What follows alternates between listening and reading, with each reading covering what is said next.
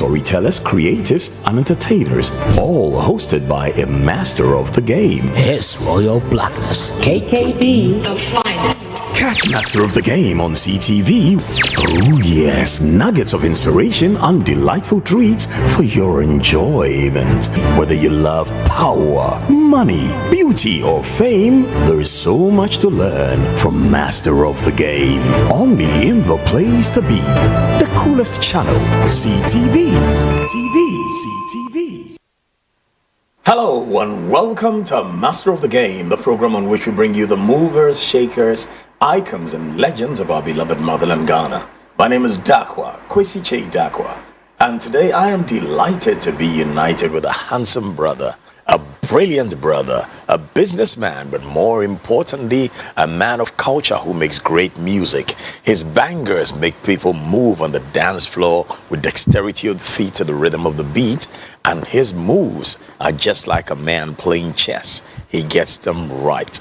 From music, he has veered into business and he's become very successful, owning one of the coolest restaurants in Accra, La Maison Restaurant, and also Black Avenue Music. That's the label he built. Then he's got Black Avenue Clothing and other enterprises too. Please welcome the man who started with a song called Vera and is still getting stronger, D Black. Thank you for having me. That's a big introduction. Good to see you. Same here. Thank you so much. I am so proud of you. Thank you, man. And I'm so proud of you because I'm fortunate enough to personally know both mom and dad. Yeah, uncles actually, yeah. And the family. And I just watch what you've been able to do with a music career and then pivoted with that career and gone into business and still keeping your feet locked down in music. I am very impressed with you. Thank you so much. Thank you. What inspired D Black to go into music? So I grew up with my mother, predominantly. My sister and I grew up with my mom. My father had 10 kids. And for a very long time, I'm number 7. So when you say 10 kids, it makes you feel like mom had a tough time pushing so many out. 10 kids by how many women? 5 women, 10 kids. My mom, 2. Okay. So for a very long time, from the firstborn to the 6th born, when you get to a certain age, you fly. You're out of the country.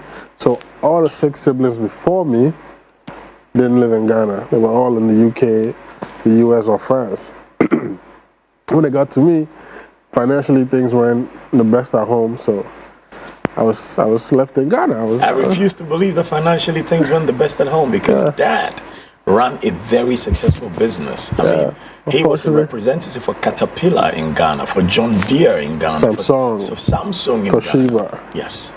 You know, amazing business run. Blackmore and Sons. Yep. Big business. On the ring road. And I know he used to send money to the bank in, Ghana must go back. Yeah. So. And then he was the chairman of Olympics. So I refuse to believe that money wasn't there. Things happen, So by the time I was 14, 15, my father had took like a really big hit, and my mother and my father were not together anymore. So now I'm in Ghana, and my siblings, especially Gilby, he was the 6th born. I'm the 7th born. Yeah. He came back to Ghana on holiday and brought a lot of rap music that he had been listening to. So that was my proper introduction to hip hop. Gilby was in the US or UK? The US. US. So he brought me to Jay-Z, Life and Times, Volume 1, 2. He brought me Nas's Nostradamus, Busta Rhymes, Extension Level Event, The Miseducation of Lauryn Hill, DJ Clue's mixtapes with Beanie Siegel. That was some serious induction. Yeah, so now here I am. I finished junior high school in Red Church, and I'm about to go to secondary school, and now I'm introduced to hip hop. So I had that whole year. I learned probably about 20 songs, bar for bar. You could rap them all? All of them. So I ended up going to Pope John's secondary school and junior seminary in Koforidua. And every Saturday was entertainment night. And I'm looking at the seniors performing, and I'm like, And they didn't know you could rap then? No, I had learned the song, so I'm like, this guy got played. So one day I mustered the courage, picked up a mic, and I did one of the songs. See, because there were new songs in America. They didn't know them here? They didn't know them here. So they thought they were your lyrics? They thought it was my rap. So I performed, And you didn't say nothing about it. Everybody was like, yo, that's crazy. So now I knew that if this kept going on, I'll run out of songs. That's right. So I had to start writing my own songs. That's when I started creating my own music. Started coming to Accra, because in Koforidua there was only like there was somebody's living room that had a Sony tape. You put the beat in deck 1, press record, and another cassette on deck 2, and then you rap over it. So you can't edit. You have to make sure boom, boom, boom, boom, boom. But in Accra there were studios that we could come to. So we'll leave Koforidua and come to Accra. Remember your first studio in Accra you went to? It was in Taifa. Whoa. Must have been a 4-track. Yeah, it was in Taifa. Must have been a 4-track recorder, huh? Yep, and the producer is called Ashes. He manages Kwabna now. But that's why I recorded. But the first studio that I hung out at was called Hush Hush Studios, at the back of my mother's house in Kanishi. So that's where I met everybody trying to come up with Hammer, Sarkodie Kwakese, Edem. Obrafour was doing his second album. He had released Paimuka, and he was doing the Execution Diary mixtape, trying to put other artists with on. Hammer. Yes, with Hammer. That's where I met him. The same studios where I met Castro. So the studio sessions were from 6 a.m. to 6 p.m. JQ, the producer, runs the studio.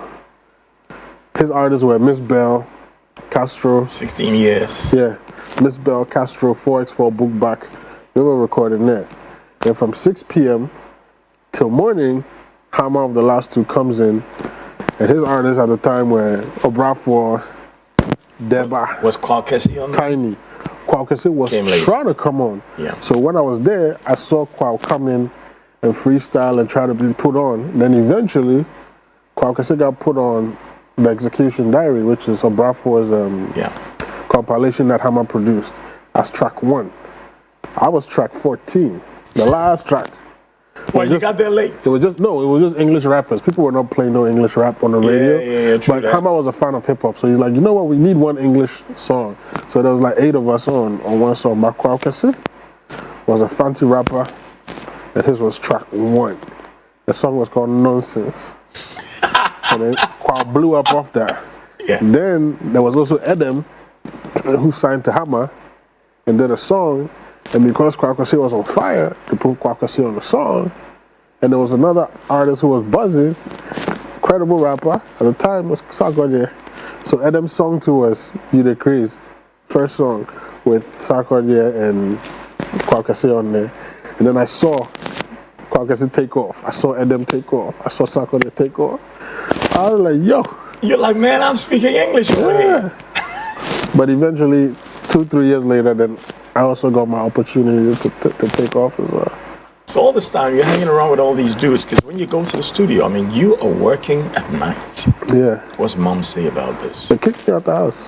Because I know, I mean, Mom is a very elegant lady who has worked in culture and tourism all her life. 30 years straight. I met her many, many years ago when I was a kid at the Ghana Tourist Board. Yes, That's it what wasn't authority at the time. Yeah, She was, without a doubt, the most beautiful woman in that whole organization. Thank you, man. And she kicked me out of the house. Mom, that soft lady kicked you out of the house? So my mother How did she do it? She had so she's watching TV, and she sees all the rappers.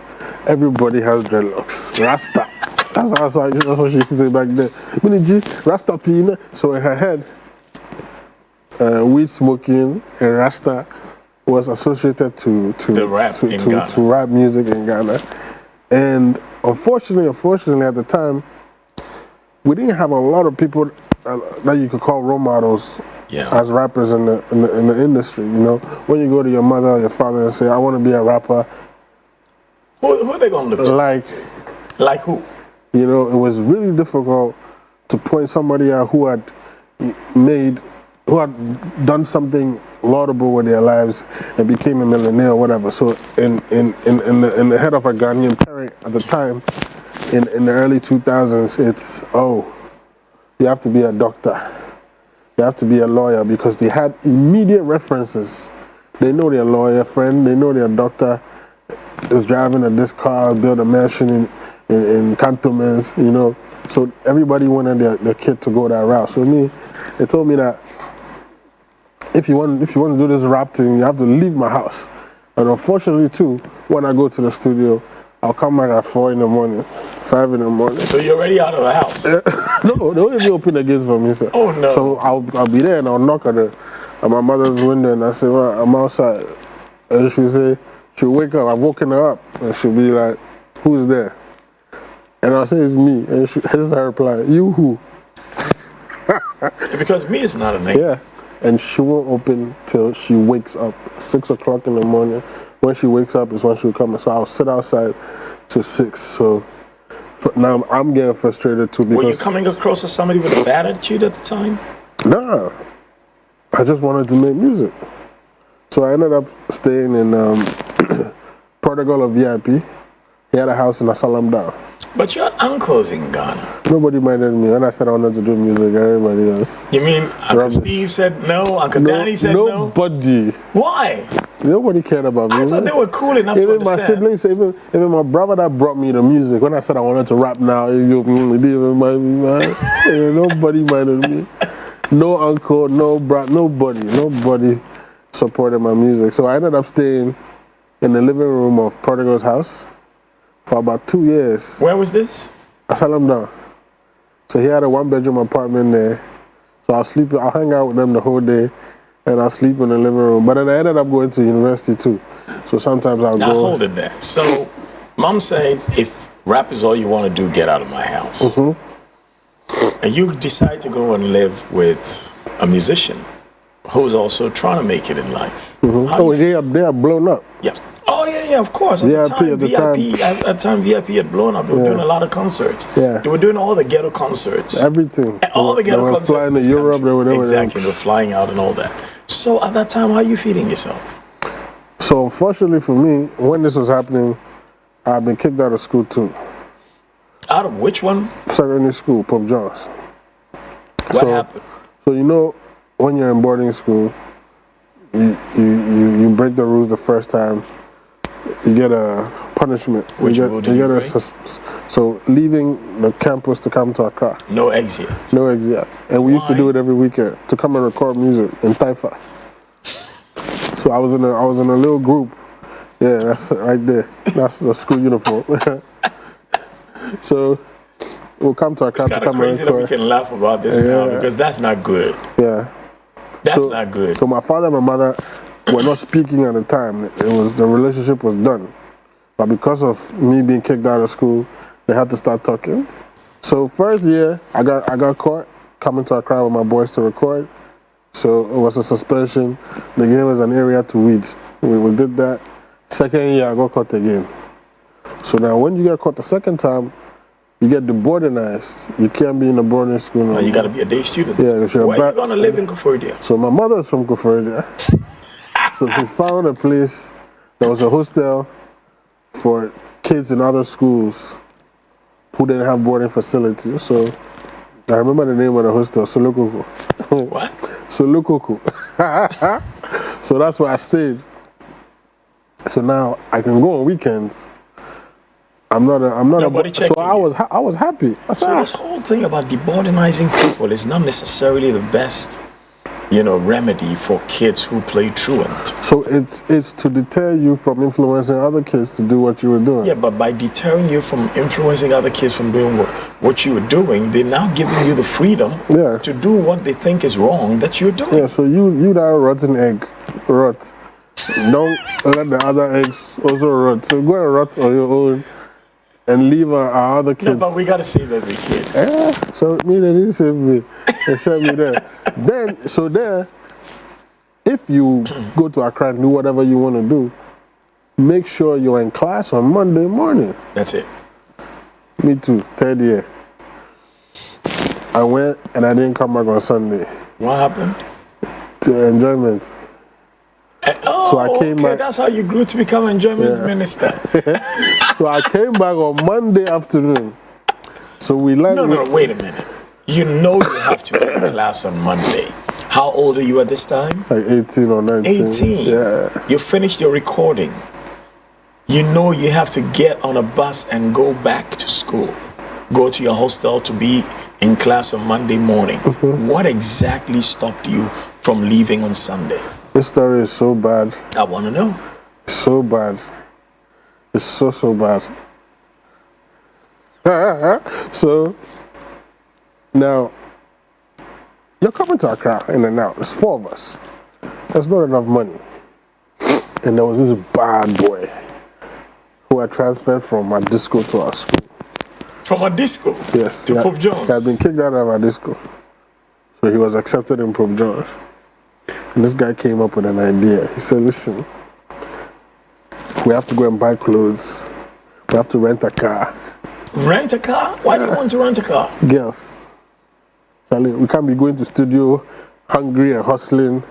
So there's an artist in an area that's looking for a gun to buy. So if I can take one of my father's guns, my father will see. You can sell it, get the money. He won't go and take his father's. He wants you to go take your father's. His father didn't have a gun. I mean, my father had like a load. And me, I knew where the guns were. I said, oh, cool. When we go to Accra, I'll find a way to enter the house and we sell it and get the money. How did he know your father had guns? Oh, it's my friend. He comes to my house. You know, he had come since 2nd year. So now this is 3rd year. So I said, okay, let me go to my father's house and try and... When I got to the gate, I realized that my father was at home. So there's no way I could enter. So I called the house line to try and convince my little sister to take the gun and give it to me outside. When I told my sister, she said, you are mad. She cut the line. You want to make her an accomplice to a crime? I called her again, she didn't mind me. So I was hoping that Monday, my father goes out. I'm going to take it myself. My father too didn't go out on Monday. He was in the house. So we gave up and we headed to school. When we got to the station in Koforidua, you know there are the taxis that have to fill up before one of our guys decided not to come back with us. Said he was going to go home and try and get money. So 3 of us came to Koforidua. So 3 of us sat in the back seat. 1, 2, 3, waiting for somebody to sit in the front. The taxi takes us to the Ifeanyi Junction. We get down and go to the hostel. You know who sat in the front seat? One of our teachers. The housemaster. The housemaster? Yes. He's a He teacher. saw you or he Mr. Faraday. didn't? He saw us. That's how I got kicked out of school. Monday afternoon, like 1 p.m. Wearing mufti in a taxi coming from Accra. So eventually I got kicked out of school. And now I'm in Accra, I'm home, and I'm telling my mother that I want to be a rapper now. She said, get out of my house. Get out. And then I started I gotta ask a parent. If you're a parent, you have a kid that you love, you're doing the very best for them to put them in school so they can find some career so they can feed themselves and their family in future. And stuff like this happens.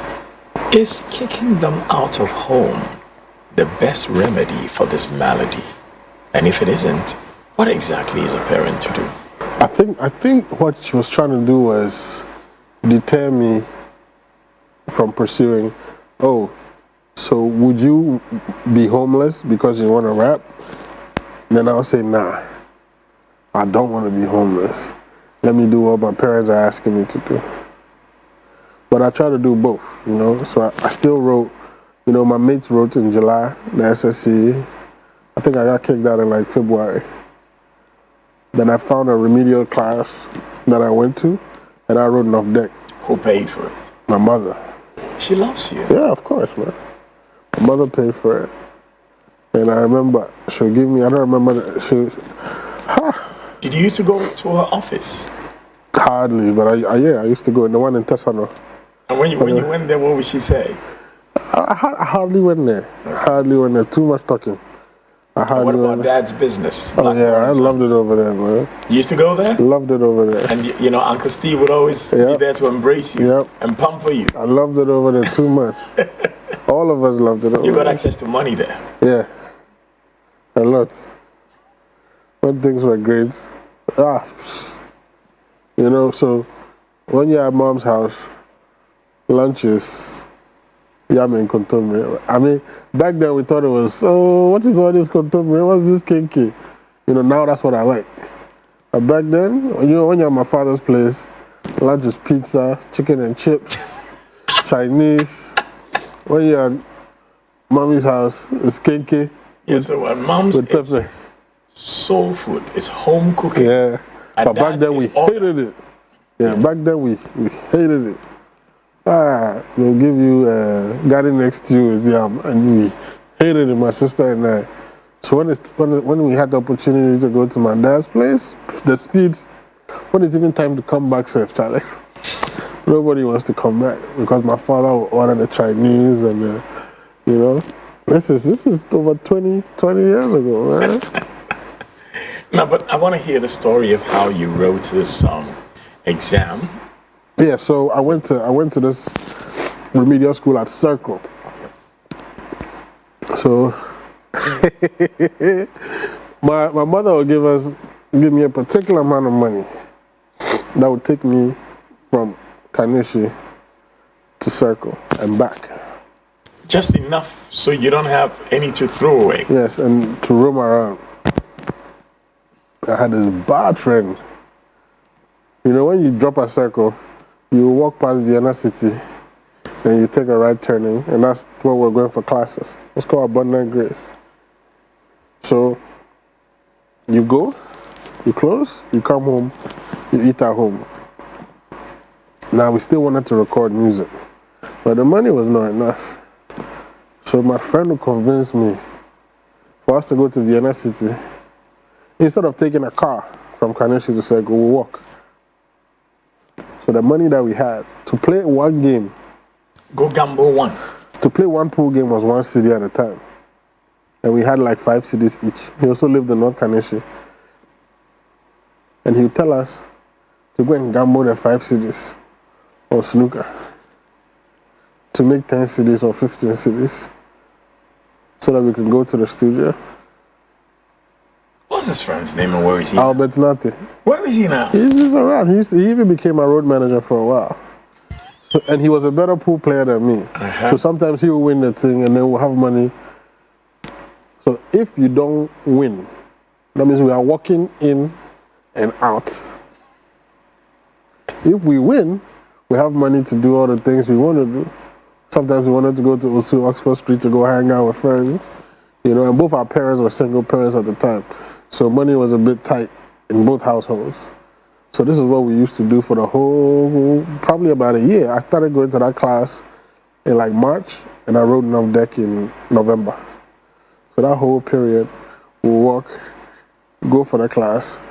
When it's break, we'll go and play snooker at Vienna City and bet somebody and try and make money off that. We'll pretend like we don't really know how to play. Can we bet maybe 5 cedis per game? But you know how to play. We know how to play, yeah. So for a couple of months, that's what we did and got money to do the things that we wanted to do at the time. And then I went to University of Cape Coast after that. You know, I did very well in my SSCs. What course did you go for? Economics. Economics? Yeah. You chose economics? My mother chose it. When we come back, more with D Black on Master of the Game. We'll find out what he did at the University of Cape Coast, how he fared, and what kind of social life he had there, and how he got along with his lecturers and teaching assistants. Right after this on Master of the Game.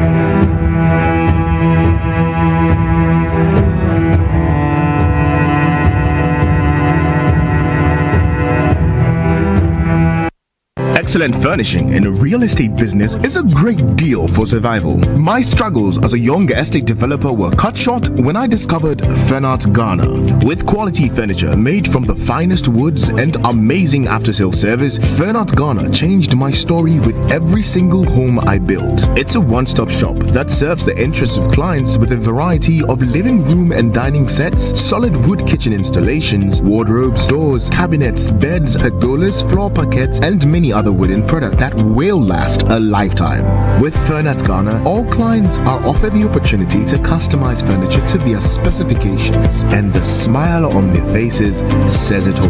Thanks to Fernat, now your home can look beautiful with furniture that would last for generations. Visit Fernat Ghana today and share my story. Locate us at Janiba Estate, Osu, Accra, or call 0303-966-085 or 055-278-4097. Think wood, think Fernat. Evergreen, man. Wow. We can do this in front of him. Abraya buffer for now parenting, Eddie or more and quada eba. We did one corner and we put something for say. And a baby. But I'm check. We bonded as colleagues at the dining hall, the dormitories, classrooms. It's just said, me not can you boom up. But the question is, and now we'll be revealed now. Hey, now squad you are here. Or like you are here. Floozy. Any boys in here? Where you stay? Maybe a school. Yeah, by the way. If you move to Quine, if you move to university, if you move to Abrabon 70, they have to retire to the villages. Coming in a Ukraine, we are here to reunite you and ensure that we can help each other. But before that, I mean, we saw school now will call St. Louis, Ola, Wegehi, Holy Co, Preset, and St. Peter's, and now could Bishop Herman, and St. Augustine, just as the platform for you. CTV Adaroma, the most program neighbor, family and friends reunion. Join me, Dr. Kufi Anand, on Family and Friends Reunion as we share memories and experiences in life, only on CTV, Ghana's #1.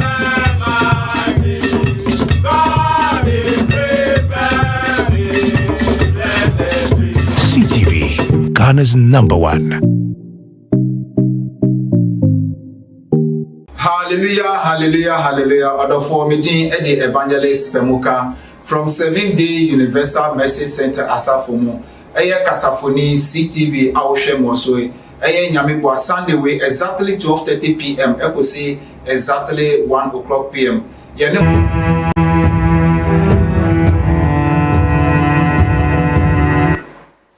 Every parent wants their kid to get an education.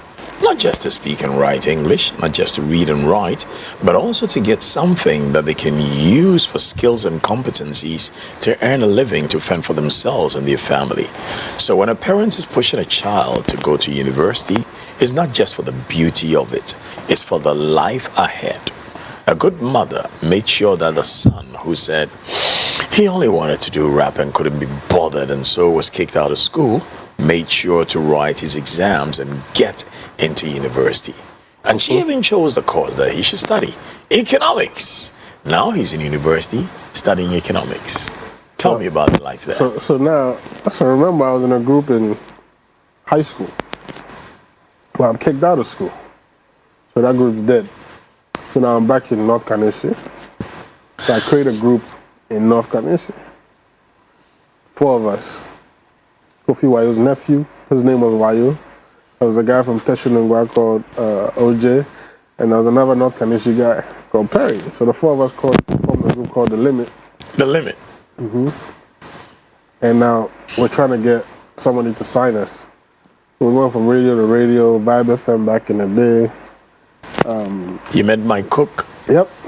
Bushke, Radio Universe on campus, Legon, Dr. Carl. It was a big run. And then finally, we got signed.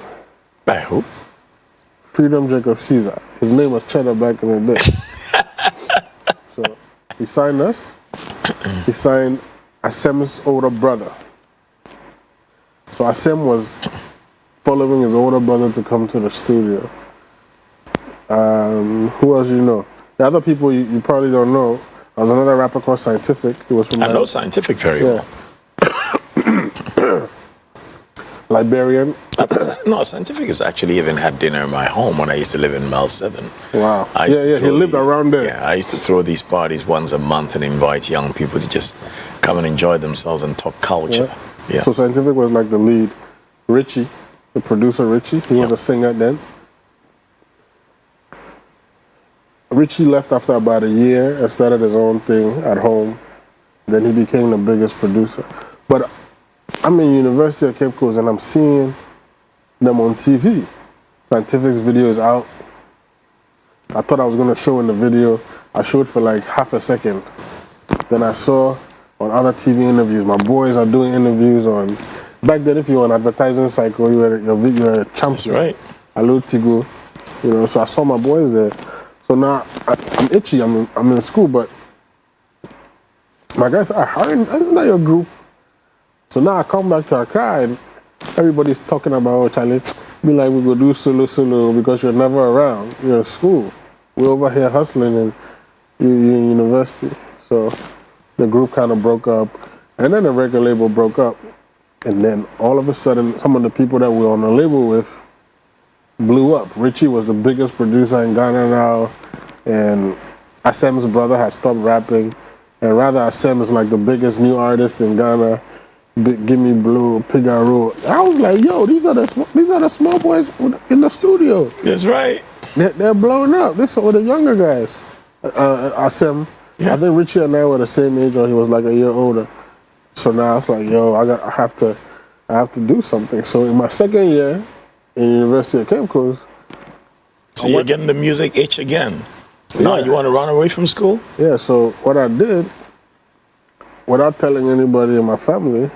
You know, when I applied for university, I applied for Legon, UCC, Tech, and Central University, and I got accepted into all.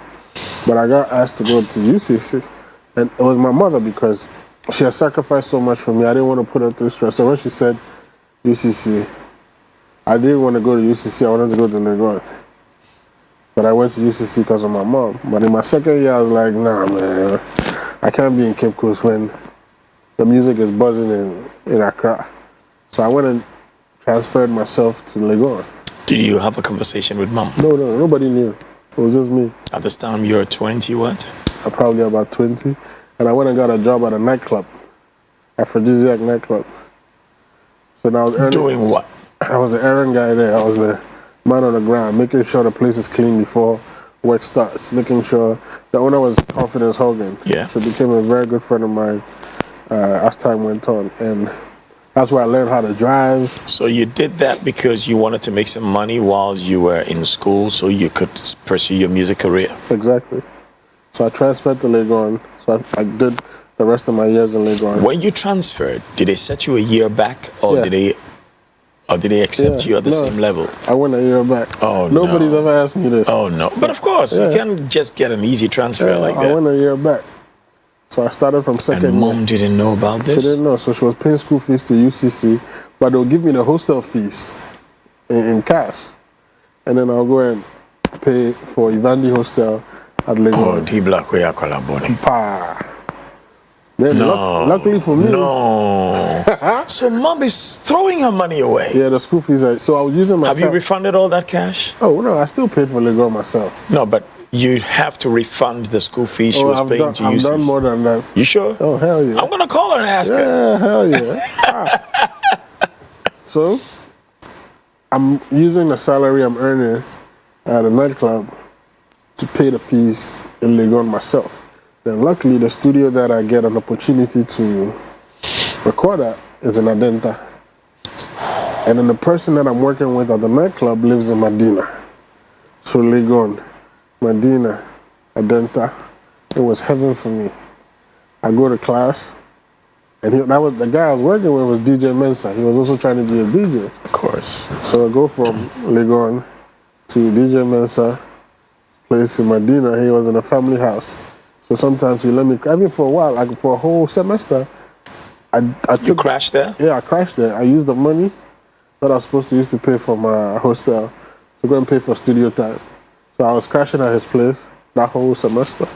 Going to class from there and going to studio from there for like 4 months. DJ Mensa has earned the right to eat at La Maison for free forever. Yeah. So I started recording in Adenta with J So. Then I met Kwekuti through Reggie and J So.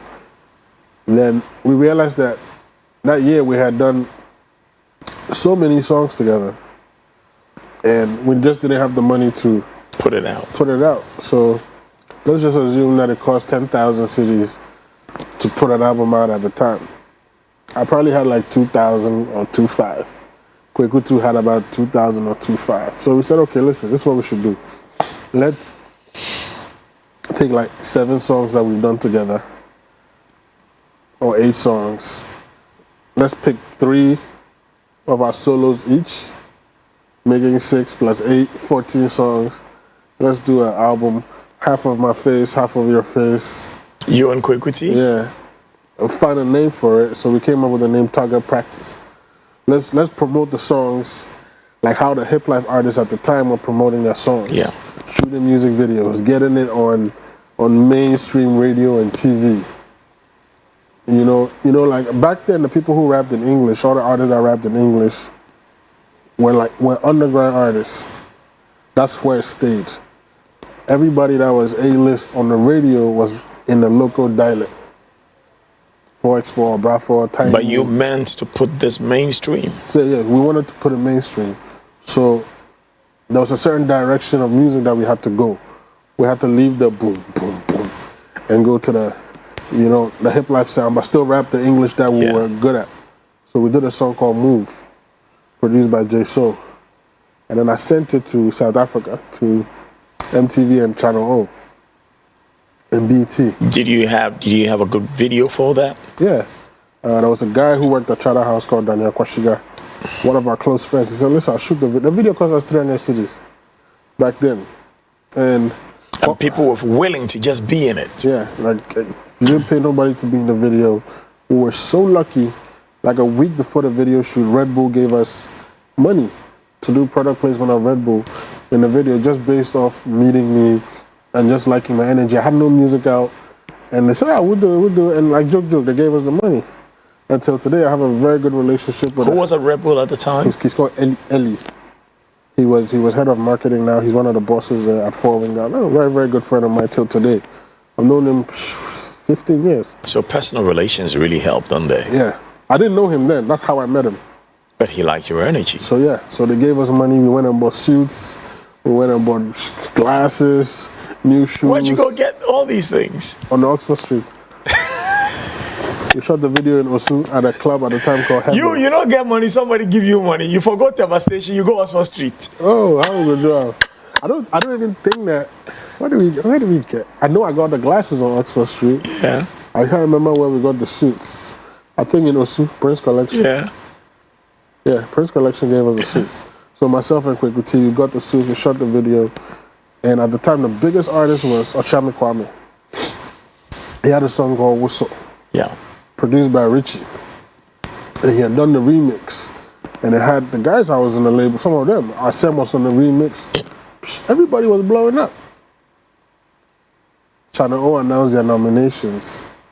And the video that I had sent to South Africa, I was watching Channel O and I saw an ad. I says, if you want to submit your music videos, send it to, and the address came on. That was it. 72 Bram Fisher Drive, Johannesburg. It's still in my head till today. I just walked to Circle, the post office, submitted it on a DV tape, and they started playing it. And now they had the biggest award show on the continent at the time. And they announced, there's 2 nominations from Ghana. Ochame Kwame, what's up? D Black and Kwekuti, Move. Wow. Graphic Showbiz, front page. How did you get that? Oh. Who made the move for you to get them Graphic Showbiz? No, They Graphic just found Showbiz it. reported. Fantastic. Channel have announced their nominations and we have 2 Ghanaians. So boom, we're on the front page of Graphic Showbiz. My mother buys Graphic Showbiz every week. So my mother brings it home after work. Hey, why are you? Oh, okay. So that's where it started for me. So that is where the acceptance began. Yeah. After that, then we went to South Africa for the award show. Mind you, I'd never been anywhere. My rest of my family was gone. But the 4 of us, we were here. Firstborn to 6th born were gone. Things were slow, so the other 4, we were in Ghana. So now I flew to South Africa for the awards. I didn't win. The bunch won. Yeah, that's the song. So big ups to Jason for producing that one. Then we had another song on the album, Quick and I. And then Gio, Famous Films, Yeah. did an incredible. Gio did some really good videos. Yeah, he did something amazing for us. So I went out with Reggie Rockstone to this club owned by Sally Monte Carlo. What's the name of the club? It was in Laboni. Yeah. Monte Carlo, that was the name of the club. Of course, Monte Carlo. So there was a fight outside. Two people were arguing, females. And Reggie took one side. I didn't know who she was, but she was Sally's sister. Then I took the other person's side. I didn't know who she was. She was Gio's sister. When you say you took sides, what exactly did you do? It was about parking space. Uh-huh. My mother is in the car. She was about to come and park here. Why have you crossed us? That was what the fight was about, you know. So I took one side. Reggie took one side. So when she went home, she went and told her brother, "Oh, that new artist D Black really helped me yesterday." We even exchanged numbers. So Gio took my number from the sister, and then he texted me to say thank you for helping my sister out. Anytime you need a video, let me know. It's on the house. Oh, that's so nice. So Gio shoots. He kits me. I said, "Yeah, I have a video."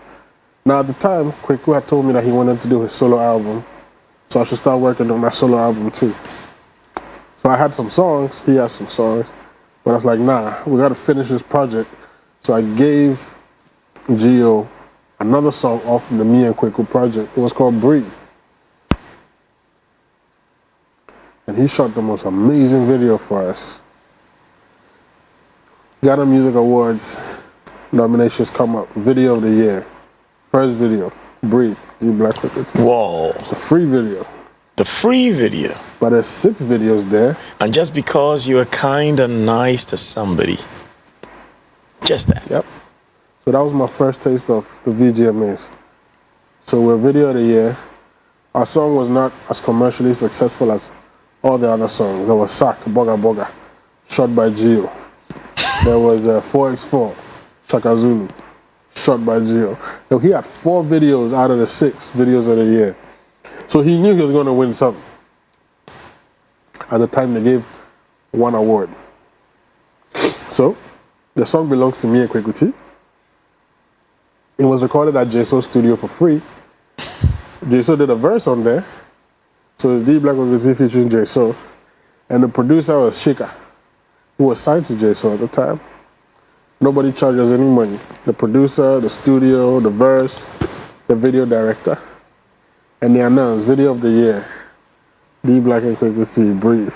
So all of us go on stage. It's crazy. So we win the award. So now we sit down. Who's taking the award home?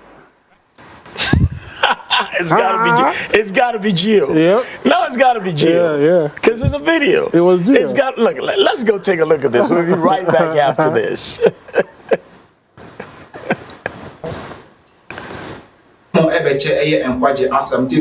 Hallelujah, hallelujah, hallelujah. Odofo meeting at the Evangelist Pemuka from 7th Day Universal Mercy Center Asafomu. Eye Kasafoni CTV Awoshe Mosoi. Eye Nyamibwa Sunday way exactly 12:30 p.m. Eposi exactly 1 o'clock p.m. Yenemo ebeche eye enkwaje asamti framadamfo na frawunya frobi biara wonem no kaise Evangelist Pemuka aba yebeche enkwaje asam nyame nhira mu omamunye kese omamunyina mu fri adomu enko adomu ye wonya kopon nhira nyina amen.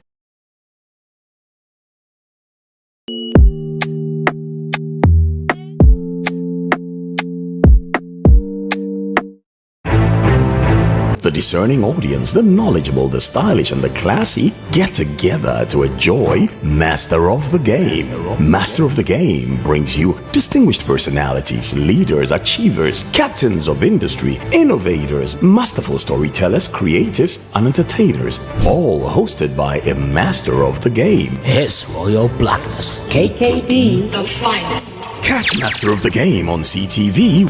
Oh yes, nuggets of inspiration and delightful treats for your enjoyment. Whether you love power, money, beauty, or fame, there is so much to learn from Master of the Game. Only in the place to be. The coolest channel, CTV.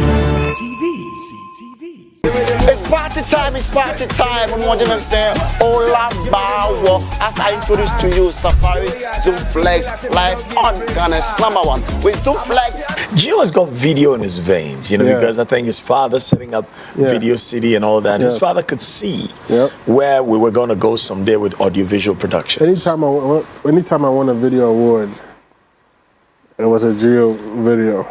From like 2011 to 2016.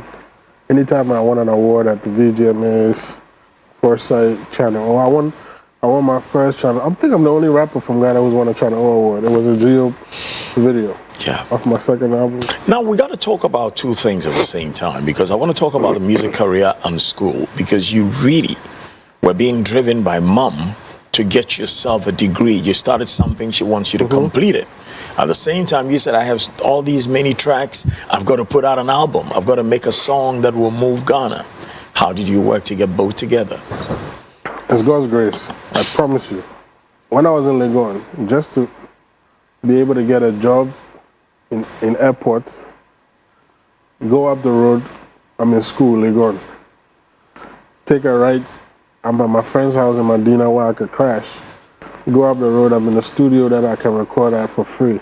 It was all in the same. I wasn't, like, I think God just engineered and said, listen, this is the opportunity I'm giving you. Be smart and make it work for you. Just blessed, no stress. Yeah. That year, or those 2 years, was God just putting things in place for me. There's a story I haven't heard you talk about, but I happen to know it because I know one lawyer who helped you on it. Yeah. You made quite a bit of money from one song that you made that a corporate entity used without seeking copyright release. And you made quite a bit of money on it. Tell me how that all happened. Yeah. May her soul rest in peace, Cynthia Jomo. So that was my lawyer from 2010. I've never been into court for anything my whole career, but that. You know, I was watching the African Cup of Nations. Now I'm a solo artist. Somebody had given me a studio to record for free. Said, I believe in you, record your album, don't forget me when you blow up. So this is one of the reasons why I also sign artists and help other artists, because people really did this for me. So I'm recording my album. Quick was recording his album. And the plan is to release it on the same day. My album and his album, 25th September. Christmas Day. 25th September. Oh, 25th September. That's just after the summer break. Yes. So I'm watching the African Cup of Nations. It's in Ghana. And at halftime, a commercial plays. And I hear me a Kweku song from 2009. Move. In a commercial, a party scene. I was like, Kweku go collect some money, pocket with it. So I called Kweku. He doesn't even know about it. So I called Eddie Blay. I was like, yo, Eddie, I just saw this on your station. So I made my moves. I got a copy of the commercial. I went and gave it to my lawyer. We went to court for like 2 years. Then in 2011, there was a settlement. I got 45%. Kweku got 45%. The law firm got 10%. And that's what I used to set up my label. I bought all my studio equipment. I bought my own cameras. I registered my company as a record label. I did what I had to do. The money was heavy. How much is that? So it was $80,000 at the time. 80,000 US dollars. Yeah. 80,000 US dollars. In 2011. So I set myself up. Kweku flew out to South Africa. He got married and had kids in there. He never put the album out, but he settled down. He got out of music. Yeah, he got his on pay. radio, but he's back in Ghana now. Okay. So I dropped my album, and then the first song, second song, Gio shot the video for the second song, Get on the Dance Floor, featuring D-Crime. The first one was Somebody featuring Kwapna. Somebody was big. Yeah. The church thing. Yeah.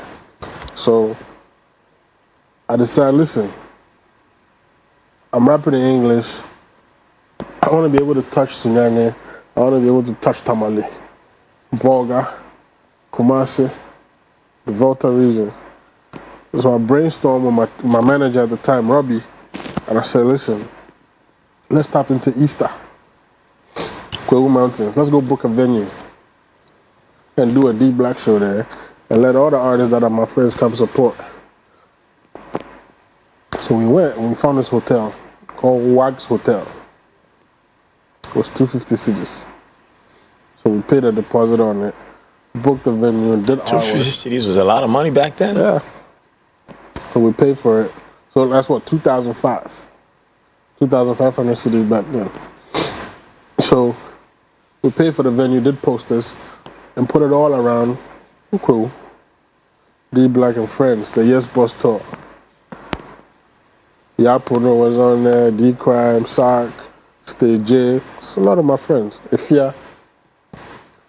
And I didn't know how we were gonna get the money to do everything we had to do, but we knew we were gonna do it. Can you believe? My manager's home one day, he gets a call from an agency on behalf of Guinness Ghana. They want to buy the whole show and organize it. And brand it. They just want to pay us. Pay you, the artists. And then they paid us. And it was a lot of money. So I said, listen, we're going to do it in Cape Coast. We're going to do it in Takrady, Sunyani, Tamale, Bonga. Now that's when your father's spirit took over. Yeah. Because your father was the businessman, Yep. right? Yeah. So we did Kumasi, Sunyani, Cape Coast, Takrady. And Guinness was shelling it out. No. This time you're doing your own I'm doing thing. it myself. They gave us the money for the first one because it was Easter in Crew. We did all the rest ourselves. And now, by the time we got to the north, promoters were calling us and saying, nah, you can't do just Tamale. You got to do Bolga too. You got to do here too. You got to do here too. So now, before I realized the last show was in a stadium, I had become big and I had just 2 songs.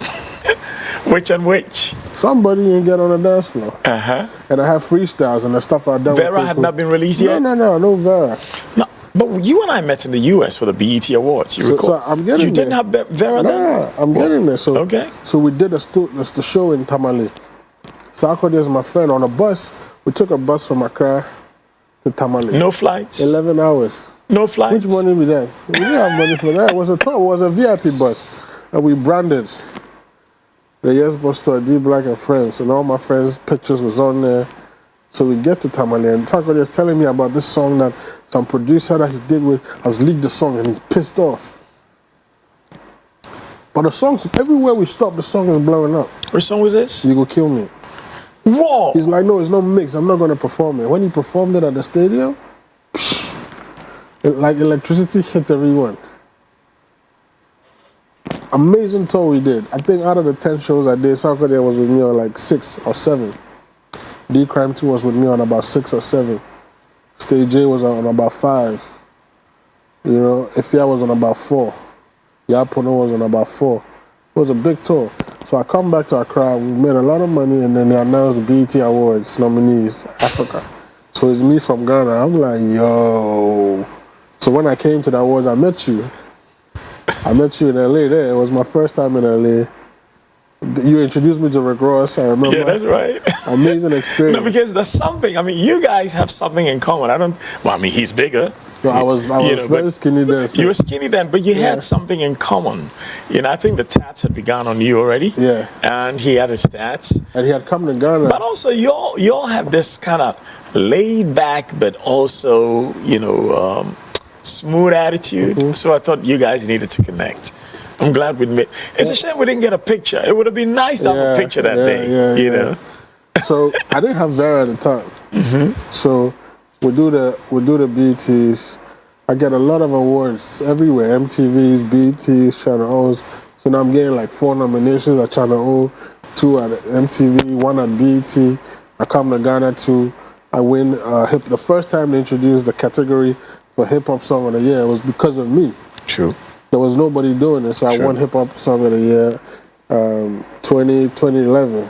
That was the first time they ever put hip hop in the VGMAs. So I won that. Now I got to work on my next album. I'm with Reggie, and he's like, "Yo, you got a lot of shine, you know, but you didn't have commercial success. Like how when he came, he did Plan Bank. He switched from the English to the Tree. True. He's like, you got to do the same thing. But my Tree, I don't have a firm enough grasp of Tree to rap in Tree. Because I listen to my friends, D Crime and Soccer there, the Tree they rapping. They speak Tree. It's no play. And they can't do the English I'm doing. So I gotta stick in my lane, they stick in their lane. Yeah, but rap is essentially about language. Yeah. If you don't have the mastery of the language, you can't really do it that good. So Reggie said, what about Pidgin? I said, yeah, I can do Pidgin. Spoke Pidgin all my life. So I translated one of my songs to Pidgin. Now, this is what I love about Reggie. Reggie always wants to add value to people. Yeah. Anybody who ever encounters Today's his Reggie birthday. Rockstone, oh boy, Yeah, Reggie! Happy birthday, Reg. The You Godfather. know, and Reggie has this thing of his father, Ricky Osei, who I used to help pick models and work on shows with, and also produce commercials for. Ricky wants to add value to anybody who comes into his life. That's good. Everybody. Reggie's the same. And Reggie has that. You know, so if you're young and you ever meet Reggie Rockstone, stop for a minute and listen, because he will bless your life with a kind word. Yep. So he made me do Pidgin, and I put the song out. I put my neighbor on the third verse of the song. And the song became the biggest song in Ghana, Vera. When you say my neighbor, who's that? Joey B. Whoa. He was my next door neighbor. He heard the beat. Next door neighbor where? North Carolina. At mom's? Yeah. So my mom had left the house, and I was there. The house that they kicked me out of, now the house was mine. Where did mom move to now? Where Where did mom go there? Spintex. Okay. So she remarried, moved to Spintex, left me the house. So I turned it into the record label, the studio. So Joey B's next door. He hears the beat. He wants to rap on the song. I'm like, you think me I'm playing here? I didn't take him seriously. And he convinced my manager. I had a kid at the time, so I left to go with my kid. And he convinced my manager to rap on it. If I came and I liked it, I'm going to say I liked it. Hold it. You throw things in there so it's like I can't ask you questions about it. I had a kid at the time. So what you're saying is when we were in Los Angeles for the BET Awards, I came with my woman. Yeah. You had a bun in the oven. Yeah, we flew to America together. She had the baby in America. Then I came back to Ghana to work on the album, and then she came back later. As a lovely doctor. Yes, doctor, yeah. We were together for 8 years, 9 years. How many kids? 3. Any more elsewhere? No. 3 by the same woman? Yep. You didn't follow daddy's track then? You never know what will happen later. Oh, no. Stay where you are. Oh, boy. Yeah. But are you afraid of marriage? Because you've chosen one woman with whom to have all your children. I mean, I thought that was the person I was going to end up with. You know, so it didn't happen. We've been apart for about 8-9 years. But no bad blood? No. We talk a lot. Every day. Almost every day. You know, when we're together, we fought more than when we're friends. We don't even fight. I probably fought like once in 9 You go on years. vacations together? We've done that twice since we broke up. And then 9 years we've been friends. We've done that only twice. So with the kids, how do you do it? She picks them or you pick them?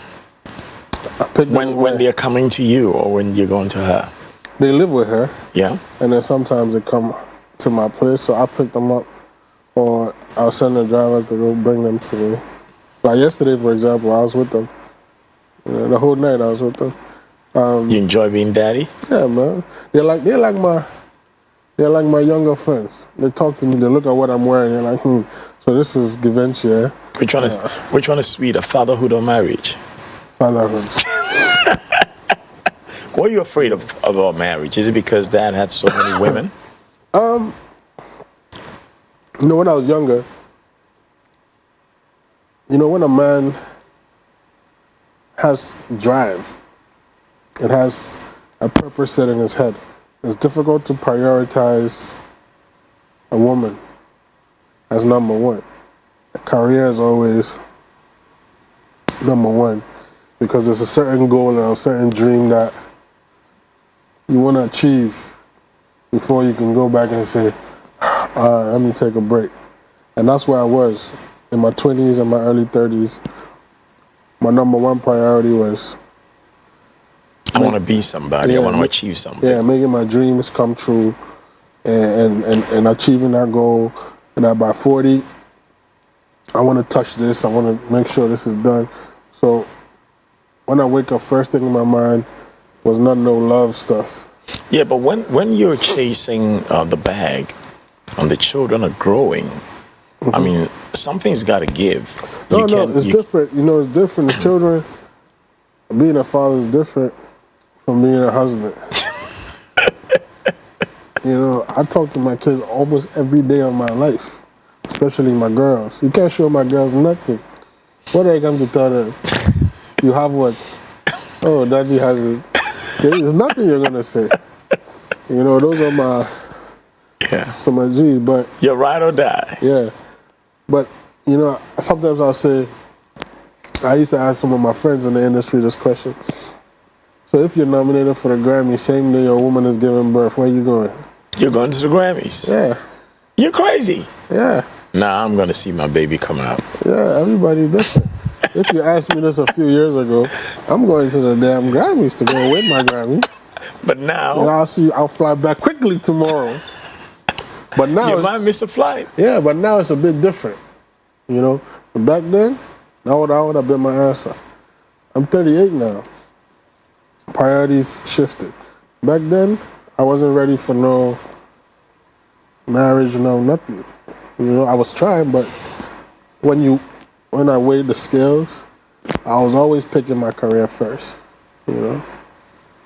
And well, the pastors talk about it. I think I've heard T.D. Jakes talk about it, and I've heard Miles Monroe talk about it too, about the fact that the man's got to have purpose. Because the woman is your helpmate, and so you can't be just all about loving the woman. There's got to be a main purpose so the woman can help you get to that purpose. But you also have those women who also have their purpose, and working with such women is a bit tough because then you're all going your separate ways because everyone has their own career. That's exactly what happened in my relationship. You know, everybody had a purpose, and then we just grew apart at a certain point. It don't mean I'm a bad person or she's a bad person. She's amazing, you know. But we just grew apart. And she's gorgeous. Yeah. Superwoman, you know. But that's just the way life be sometimes. So now you've got plaudits. I mean, being nominated for an award, and I need to explain this for a lot of people in the arts who don't really get it. The award is the icing on the cake. But being nominated for an award by itself is the cake. Because it means they've looked at a lot of your peers and said, you're one of the few among so many. You know? You know, and me, I've seen 3 generations of Ghanaian music and excelled in all the 3. You know, the first one was when there was the Asem, Tiny or Chame Kwame era. I won Hip Hop Song of the Year. I did the BETs, MTVs, boo, boo, boo, boo, did all that. Second era was right after Vera. I did my 3rd album. I had Castro on there, saying Whole Personal Person. At that time, the new kids on the block were coming out, you know. Won awards in that era, excelled in that era. Then 2021, when now you have Black Sharif and Kitty and Kwame Eugene, boom, boom, boom. I win Collaboration of the Year, VGMAs. I become the new brand and German minister, the Shege featuring Jackie. Got top 10 songs. You know, I've seen 3 eras. This is even a 4th era because there's new artists everywhere. There's R.I. J, there's Beast Trap, Paul Now. There's so many new artists out now. And to stay relevant, and I got an decade out, after decade, or to stay relevant in 3 different or 4 different epochs of music, that's something that's rare. I mean, so that's the kind of thing you see with the likes of Kojo Entry or maybe Daddy Lumba. Because there's a few people from my era too that I think Sarkodie is still very relevant. Of course. R2B, Ochiame Kwame still. Shami Kwame. Very few people. Yeah. Very few people are able to transcend without. Kwabna is there too. Ah, yes. Fabulous. Yes, Kwabna is there too. Kwabna. But actually, Kwabna has done it longer than all of us. But you've done very well. Yeah. Now, I want to push you back to the school bit. So now you're getting all these plaudits. And now you're deciding, okay, with the advice of Reggie Rockstone, I've got the plaudits, but I haven't made the commercial success. What do you do? So that's how Vera came about. Big success with Vera. I'd finished school, you know. Graduated? Yeah. What did you get out there? So I did. So when I moved from UCC to Legon, I didn't do economics. I went and did the Bachelor of Fine Arts in Theater Arts and Music. Now you're drifting towards your calling. Yep, because this is what I wanted to do. My mother didn't know till I was done. She thought you were still studying economics? Yeah. Oh my God. We are crabonio. But then now, what's the point in being a university graduate when it doesn't translate into financial security? Yeah, and I was getting sound. By 2012, I bought my dream car. But communicating with honesty is a necessity for any family. It would have been wahala. I had to. It was a risk I took. It might not work for everyone, but you know, I wanted to make my mother happy, and I wanted to see my dreams come true. I had to find a way to make it work. I had to go to school. I had to be this artist that I wanted to be. I wanted to do so many other things that I felt like my mother wasn't open to. And as long as it wasn't illegal, this was my dream. This is what I wanted to do. So I gotta make mom happy, but I gotta make me happy too. It's kind of interesting that in addition to the music, you went into a sector which your mom was part of the regulators of, because she was with the Ghana Tourist Board. Mm-hmm. They would oversee what the hotels and the restaurants would do throughout the country. That's her job. That was her job. So that's where you get this whole thing about opening restaurants and running clubs from? It's weird. I haven't really sat back, but so because my mom was a single mother, at a certain point in life, my mom's job was to say, okay, this hotel is 4-star. After all the research we've done all of this, we've gone with the board to go check this out. My mother does the final run. I know. Friday, Saturday, Sunday, she's at the hotel. Then on Monday, she does her report, and it's 4-star, 5-star, 3-star, whatever. She can't leave me and my sister at home. So you're chilling with her? So we are also there. You're balling. Yeah. We would sleep at Labadi Beach for 3 days. But sometimes we got to leave on Sunday because we got school on Monday morning. Yeah. So I will go to a few of these hotels with her. So that's how I grew up. So you got the jet set life. That's how I grew up. Sometimes and it wasn't just Accra, Buzia, Takra there, Kumasi, you know. She would take us to some of these trips.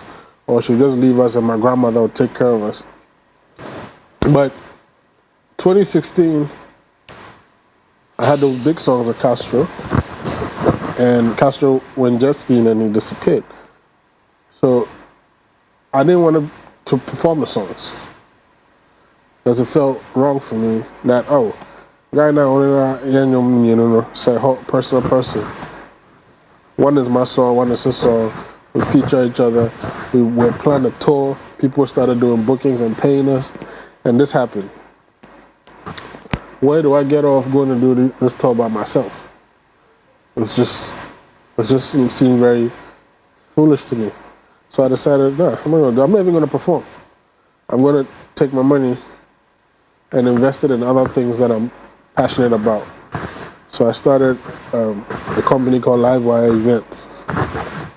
So I started doing events with like other artists. So we created something called Celebrity Soccer, where Shatawale would create his football team, Samini would create his football team, Sark, Tiny, myself, we all create football teams.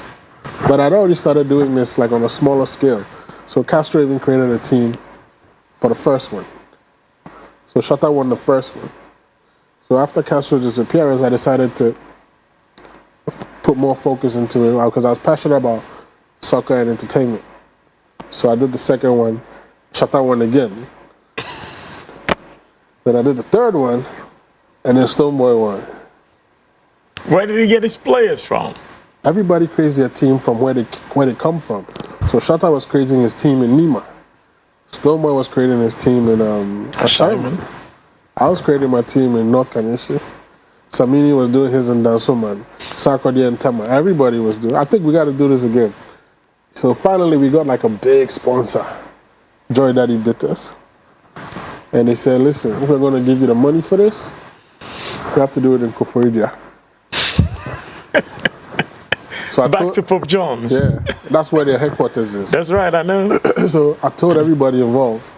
And this time, the first two didn't really have a lot of money. There was no sponsors. But this third one was a lot of money for everybody. Oh, Koforidua here, Yameko. So everybody agreed to it, but Shatta. Why? He wanted more money. So it didn't work out. So now I had to, and Stoneboy and I have become really cool. Stoneboy told me, man, big shout outs to Asamoah John. He had, Asamoah John had paid for Stoneboy's knee surgery. Oh, okay. I was doing a show with Stoneboy in New York, and on the flight, Stoneboy told me, yo, this guy John, he just paid for my knee surgery, man. And, nobody's really spoken about it, but big shout outs to Asamoah John. He's a good man. Yeah, so Stoneboy fixed his knee. So I said, yo, Stoneboy can play football now. And he did? So Stoneboy joined. He was a goalkeeper for his team. Okay. So the catch is with celebrity soccer, the artist has to play. Yeah. It's not just but you got some players playing too. Yeah, you got some real players. Yeah, Shatta brought killers, real players. And then he had the number 10 jersey, so he won the first one, he won the second one. So the third one, Shatta didn't join us. Stoneboy joined us, and we did everything to win because my team was there too. And we're organizing it and we never win. Your team be that about team. No, be that about team. If you that about team, what you talk? Your team be that about team. Rich man picking. Rich man picking. Look, I know some stories of Dad and former President Rawlings. Yeah, I ain't gonna tell those stories. I'm gonna ask you. I'm gonna ask you about those stories. But let's finish with the soccer. Let's go there. So, Stoneboy came, and before we realized, Stoneboy won that thing. And then the sponsors were so happy, they said, let's do something else in Kumasi. So we did Bukom Banku versus Aite Palace. Kumasi Sports Stadium. That's the craziest experience. Live wire events promoted this? Yeah. Did the whole show. I created a boxing ring and I built a stage around it. Then I had Ifya sing the national anthem. I had John DeMello introduce the fight, the concert. At that time, Kwakese had come off being arrested in Kumasi for so smoking. People wanted to see him. I made him do the intro performance.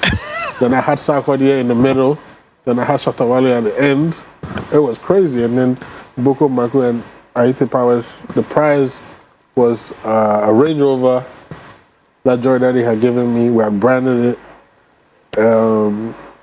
Money, and then a holiday to South Africa with your wife, and Boko Maku won again. Whoa. Like 3 days to the event, 3 weeks to the event, Boko Maku pulls out. He says, oh, he'll fight again. His malam said he should fight on Valentine's Day. He shouldn't fight on 26th December. Meanwhile, we had done like 20 billboards. Kumasi Accra, Boxing Day, 26th December. He didn't tell me. He posted a video on Facebook that he's not doing the fight again, and that his malam said. You had already given him a deposit. Everything. He has been paid fully. Now, when you fight and you win, this is what you get. If you are second, this is what you get. This guy said he will fight again. So how did he handle this? Stressed us out. The sponsors dealt with him, so they summoned him to Koforidua, and they called me and said, "Oh, we've sorted it out." And He then- wanted more money. Yeah. So that happened. Big. Maybe he got advice from Shatawale. Shatta's a businessman, man. Salute to Shatta. I love man. Shatta. Yeah. I really, really love Shatta. I mean, he's something else. Look, the first time I met Shatta in person, I like his music. Ignis knows I like his music. And Ignis had told Shatta that I had come over to Foresight TV. I'm there. I want to leave. Ignis is trying to keep me. I really want to leave. Ignis is trying to keep, because when I go there, Ignis wants me to talk about the studio, what they should do and all that. And I'm like, no, Ignis, I got to leave because I need to go have something to eat and take my medicine. He says, oh, just give me a few more minutes. Apparently, Shatta told him he was coming there. So I'm sitting, talking. Next thing I know, somebody's gone down on the floor, grabbed my leg, and says, you don't know how me too, I admire you. And I just wanted to give him something, and I didn't have anything on me. So I just wanted to give him something. So I gave him my Jaguar walking cane. I just gave it to him. And then I staggered out to the car with my bad knee. Oh, he's such a lovable guy. A lovable guy. Fun He's guy, something man. else. Fun guy. So I started doing events then. I did some with Shatta and Stone on the same show. Good. And then that paid off financially. Then I decided to invest in hospitality. So I built my first club, Club Onyx. Then Where was Club Onyx for those who are watching? In Cantonments. So I built my first club 2016, Club Onyx. 2018, I built a second one, Oasis Lounge, also in Cantonments. Then, Which one was next to what Reggie was also running? On Club Onyx. Good. So Reggie's the one that showed me that location. He had a place. He had a place. He had and a he lounge. was getting a good crowd. And he says, "Oh, there's a place right next to me. You can also run a." Yeah. Wow. So both places were functioning as two different clubs back in the day, two different audiences. Office had a different audience, and then Cinderella's had a different audience. Yeah. So Reggie said, "Listen, my audience is older. Yeah. You could talk to the people and take this one and make it your own." So I took it, and it's been 9 years. I opened a restaurant too. So my mother's always one of the people that I bring in for quality assurance. Because she has the eye for She it. has the eye, so she comes to looks at my staff, does training for me, checks and make sure. Who picks the furniture? Myself. Who does the decor? Myself. A to Z. Where'd you get that? I have an eye. Where'd you get that eye for interior decor from? I just have it. Everything that I've done, the decor is me, head to toe. But the mother of your kids, she has that eye too. Yeah, she does. When she comes in, does she say, this could be better here? She doesn't come there. Why not? She's not into nightlife. She didn't even want me to, but we're not together at the time, so she didn't even want me to get into nightlife at the time. She's come there a few times, but she's not really into. What are the kids most excited about in your businesses? So one day I asked them which of my businesses they wanted to own. And my oldest said she wanted a restaurant. My son said he wanted the ice cream. That's like you're a joker. The ice cream is Moon, what? Frosty Moon. Frosty Moon. Yeah, it's a franchise business. He said he wants the ice cream. And then my second born said anything that I think she can handle. She left it to you to choose for her. I want to go back to Dad, because you lost Dad in what year? 2012. Dad was a very, well-to-do businessman and a very kind man, because many people have said very kind things about your dad. Back in the days when I was a broadcaster at GBC, I started working as a broadcaster professionally from the age of 19. And your uncle, Stephen, I was the best man at his wedding. Blessed Stephen is memory. like my big brother. I mean, love him to bits. And Steve would drive, come pick me up, we go for lunch. We ate in all the fine restaurants in Ghana. All the fine restaurants. And I remember I used to go to the restaurant with my own cutlery set. I had my own gold-plated cutlery set. Oh, yeah? Because I wasn't comfortable with putting anything that other people have put into their mouth in mine. And interestingly, through Stephen, I got to know your dad. Very generous man. And he spoke the most beautiful Equiapim Yeah. How did he learn that? So my father's father is English, white. Yeah. His mother from Edukrom, Ekriapim. Spoke the most impeccable Ekriapim. Yeah. And I would look at his face and the words coming out of his mouth, and I'm like, nah, this don't fit. It don't fit. It don't fit. You really knew my dad. Yeah. And he was a very generous man. Yeah. Very, very generous. He got dash your dollars, no? Yeah. And he didn't really care about looks and stuff. He was a very easygoing guy. Your Uncle Steve really cared about being very elegant and all that. And your Uncle Danny as well. Yeah. But Uncle Steve was there. Yeah, elegant guy. Steve and I would go shopping in England. Would go to Interno Auto, which later started the Billionaire Couture. Would buy their stuff before everybody got to know about them here. But when I look back at your dad, all I saw about him was a man who was just chasing the bag. It was all about money. Money all over the place. And he had a buddy back then called Jerry John Rawlings, who would later become president. Yeah. But they fell out. Tell us the story. Oh, Charlie, the story. they fought because they were very good buddies before the man became president. Yeah, they fell out. What did they fall out over? They fell out at a party. This is a silly. I know the story. Steven knows the story, so tell the story. Because Steve is no longer here to tell it. I know Uncle Danny knows the story too.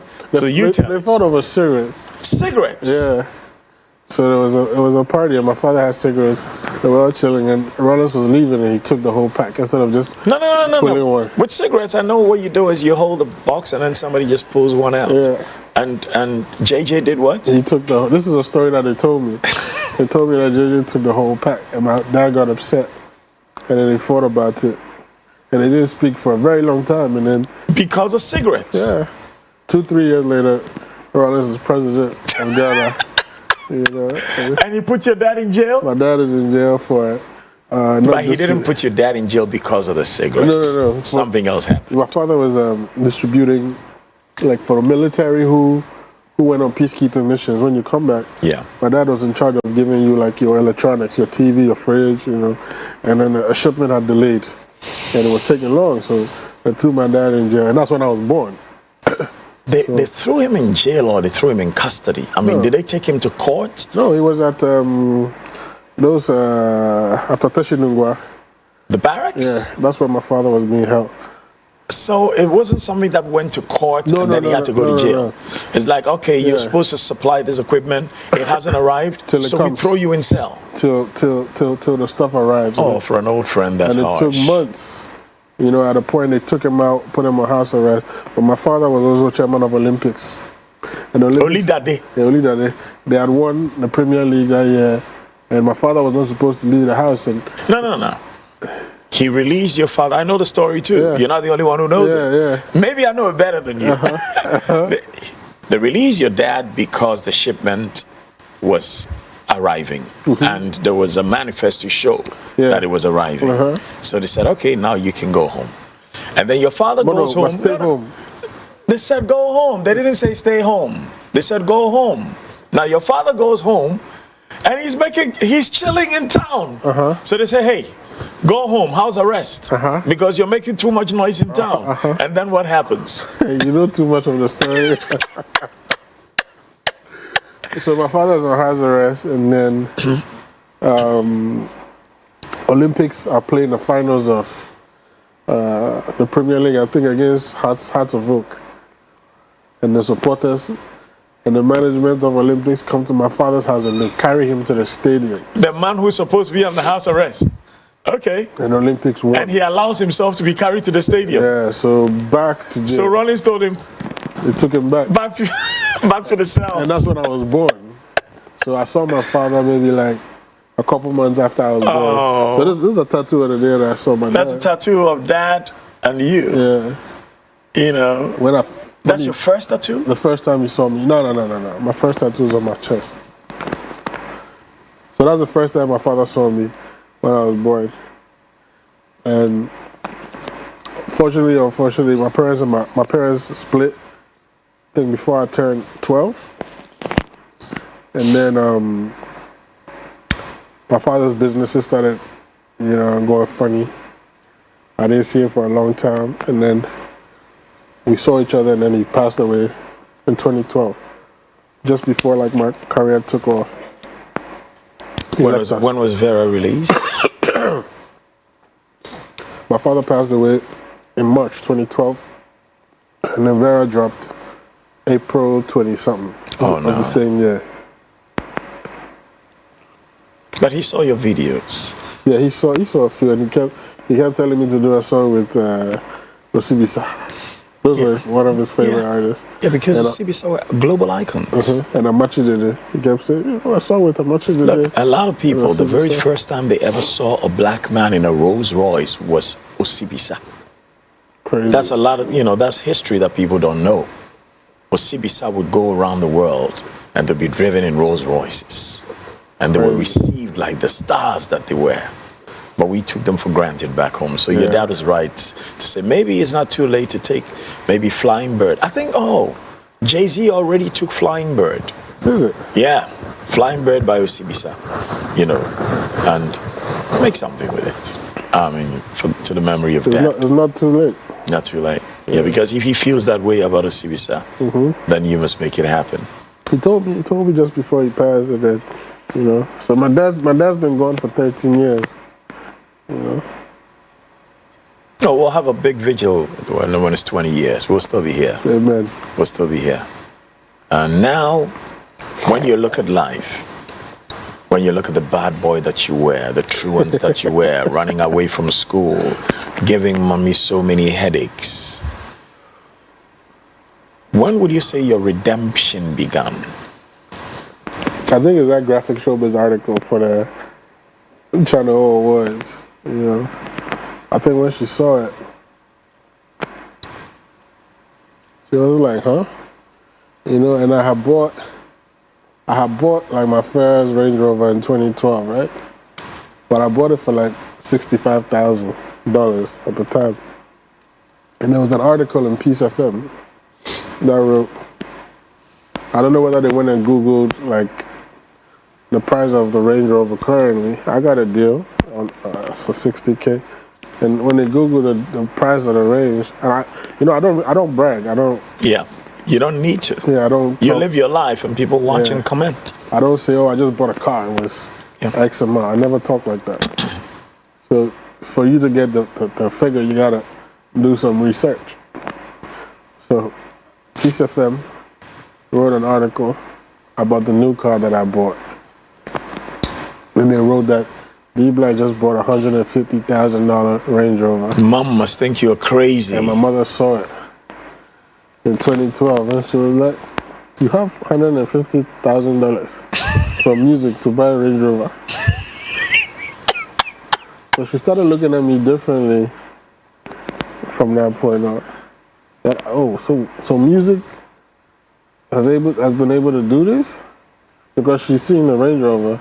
And my mom, she's old school. She see the article, she's like, She didn't know you got a deal. Yeah, she like. But she didn't also know that earlier on you had made like $80,000 from one court case. Did she know that? I don't think you told her. I don't think. I can't remember. Whoa. I can't remember. I don't think so. D-Black. Yeah. D-Black. It's still going strong. Yeah, man. So now you closed down some of your businesses, but tell me about the ones that are still going strong right now. Club Icon, Oasis Lounge, La Maison, German Radio, Black Avenue Music, La Maison Restaurant, I mentioned already. I've eaten there and I like it. Yeah, thank you. I like the presentation. It's brilliant. Who's the chef? There's a whole team. There's no superstar chef, but I have a consultant chef from New York, Ghanaian woman from New York called Chef Mami. She curates most of the food, the menu there. Because I had some canapes there the other day, and the presentation was just impeccable. Yeah, really good stuff. Thank you. It's not cheap, but I must say it's very good. Why are you laughing? No, but I love the atmosphere. You know, when I'm spending on food, it doesn't hurt me because I have clarity about what to spend on. Food, clothing, shelter. Everything else is embellishments. I learned that during COVID. Food, clothing, shelter. Yeah, buy yourself the most expensive mattress you can. Forget about a bedstead. Just make sure the mattress is a good one. Yeah. And make sure the food is good and healthy. Make sure the clothes are clean and fine. Yep. You're good. Yeah, very true. This is some of the things I learned during COVID when everything shut down. Essentials, you know, food, clothing, shelter. But now technology too. And you got the clothing brand too. I did, but I shut it down. I had a clothing outlet, Black Avenue and 12 Saints. It was a merch store. Yeah. That had like my stuff, Shatta stuff, Stoneboy stuff, Haja for real stuff, Salma Movement stuff. Everybody's stuff was in there. But patronage wasn't crazy, and I was paying a lot for the setup. Yeah. So after a year, I had to shut it down. You know, not everything that you touch will work. You know, so these are. But you've got to try a hand of something to see what works and what doesn't. It didn't work for me, so I shut it down. Now, when you look back at life to date, what are you most proud of that you did? You still got so many more years ahead of you. So you say what? My children. So you're proud of the making love or the making the babies? How they turned out. That's what I'm most proud about. You know, they smart, so smart. Which one of them is very much like you? my firstborn. She liked me the most. And which one is very much like mom? Second boy. And then my son's like in between. Yeah. If you had to do it all again, would you run away from school? Yeah. You're joking. Yeah. Break mom's heart again? It was a very brief heartbreak because it worked out. You know, if my director has a video of yours, I want us to take a look at one of your videos real quick before we come back and run this up. All right. So we'll be right back on Master of the Game with my man, D Black, businessman, musician, rapper, serial entrepreneur, right after this. You can join the fun wherever you find yourself via Zuma. Ella, shake the body. God, it's Friday. Of course, time is 10 p.m. Sharp on Ghana's #1 with the man them DJ Last Week Official. We say, Ola Ba Wo. Give me the move, give me the vibe, give me the move, give me the vibe, give me the move, give me CTV, Ghana's #1.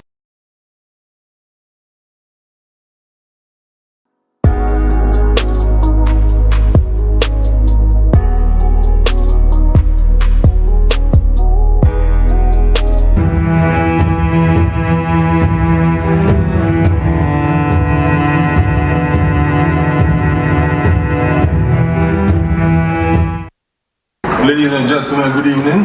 Thank you for appointing me your Minister of Enjoyment. This weekend we're going to celebrate this remarkable achievement.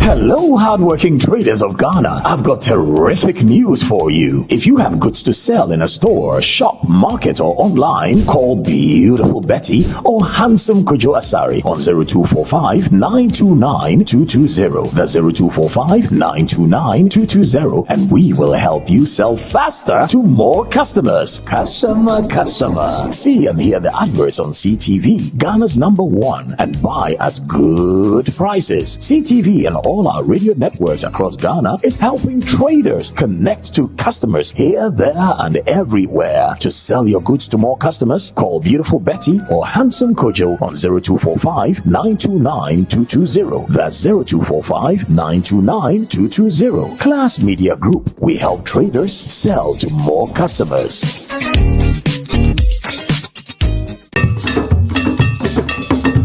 Evergreen memories. Wow. We kind those days and in front of him. Abra bafu for na parenting edi ono enkwada eba. Me tira wan kono na me put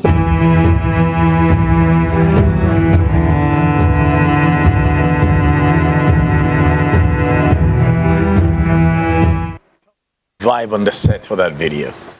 It was a 2-day shoot. You know, this is when I was getting back to the music. So from 2016 to 2021, I wasn't actively making music. I was heavy in events and the hospitality club business, you know. So 2021, this was my first single. Stoneboy jumped on it, Kwame MP jumped on it. We shot for 2 days, loved it. We shot it at my venues. We shot it at Oasis and we shot it at Onyx, Club Onyx. Which one do you love more? The show business. So the show or the business? So I'm really passionate about music. So it's always going to be the music. It's always going to be the music.